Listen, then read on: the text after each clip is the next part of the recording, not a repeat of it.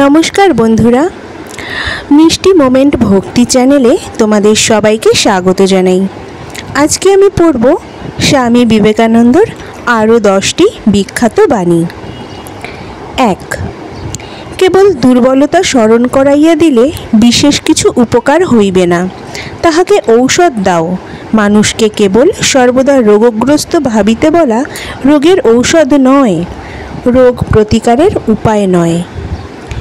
2. তুই যদি একটা লোককে খেতে শুতে বসতে সর্বক্ষণ বলিস তুই নীচ তুই নীচ, তবে সময়ে তার ধারণা হইবেই আমি সত্যই নীচ। 3. অপরকে পাপী বলাই সবচেয়ে গর্হিত কাজ। 4. ওঠো এসো, সিংহস্বরূপ হইয়া তোমরা নিজেদের মেষতুল্য মনে করিতেছ, ভ্রমজ্ঞান দূর করিয়া দাও। তোমরা অমর আত্মা, মুক্ত আত্মা, চির আনন্দময়। তোমরা জড় নও, দেহ নও। জড় তোমাদের দাস, তোমরা জড়ের দাস নও। 5. অমৃতের পুত্র, কি মধুর ও আশার নাম। হে ভ্রাতৃগণ, এই মধুর নামে আমি তোমাদের সম্বোধন করতে চাই। তোমরা অমৃতের অধিকারী। হিন্দুগণ তোমাদিগকে পাপী বলিতে চান না। তোমরা ঈশ্বরের সন্তান, অমৃতের অধিকারী, পবিত্র ও পূর্ণ, মর্তভূমির দেবতা। তোমরা তোমরা পাপী। মানুষকে পাপী বলাই এক মহাপাপ। মানবের যথার্থ স্বরূপের ওপর ইহা মিথ্যা কলঙ্কারোপ। 6. ওঠো জাগো, নিজদিগকে দুর্বল ভাবিয়া তোমরা যে মোহে আচ্ছন্ন হইয়া আছো তাহা দূর করিয়া দাও। কেহই প্রকৃতপক্ষে দুর্বল নহে।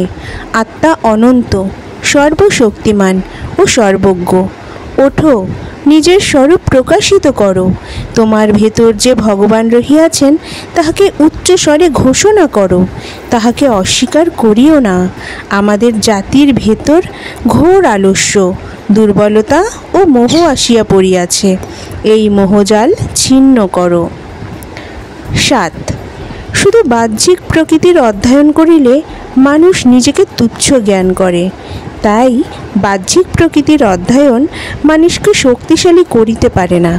কিন্তু মানুষের একটা অভ্যন্তরীণ প্রকৃতি আছে, যাহা প্রকৃতির কোনো নিয়ম অথবা কোনো আগ্নেয়গিরি ভাঙনের অপেক্ষা শতগুণ বেশি শক্তিশালী। সেই অন্তরের প্রকৃতি বাহ্যিক প্রকৃতিকে জয় করে, তাহার সব নিয়মকে পরাজিত করে। একমাত্র সেই মানুষকে শিখাইতে পারে তাহার অস্তিত্ব। 8. আমি আমার নিজের সম্বন্ধে সব জানি। তোমরা কি জানো তোমাদের এই দেহের ভেতর কত শক্তি, কত ক্ষমতা এখনও লুক্কায়িত রহিয়াছে? কোন বৈজ্ঞানিক একটি মানুষের ভেতরে যাহা করিয়াছে সবই জানিয়াছেন। লক্ষ লক্ষ বৎসর পূর্ব হইতে মানুষের পৃথিবীতে বাস, কিন্তু তাহার শক্তির অতি সামান্য অংশই এযাবৎ প্রকাশিত হইয়াছে। অতএব তুমি নিজেকে দুর্বল বলো কি করিয়া? আপাত প্রতীয়মান এই অবনতির পশ্চাতে কি রহিয়াছে তাহা কি তুমি জানো? তোমার ভেতরে কি আছে তাহা কি জানো? তোমার পশ্চাতে অন্তঃশক্তি ও আনন্দের সমুদ্র রহিয়াছে। 9. কোনো মানুষকে পাপী বলিও না, তাহাকে বলো সে ভগবান। 10. নির্বোধেরাই বলিয়া থাকে তোমরা পাপী, অতএব এক কোণে বসিয়া হাহুতাশ করো। এরূপ বলা নির্বুদ্ধিতা, দুষ্টামি ও শঠতা। তোমরা সকলেই ঈশ্বর।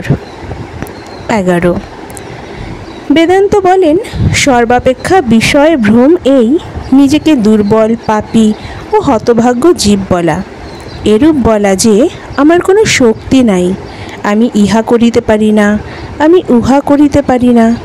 কারণ যখনই তুমি ওইরূপ চিন্তা করো তখনই তুমি যেন বন্ধন শৃঙ্খলকে আরও দৃঢ় করিতেছ। তোমার আত্মাকে পূর্ব হইতে অধিক মায়ার আবরণে আবৃত করিতেছ।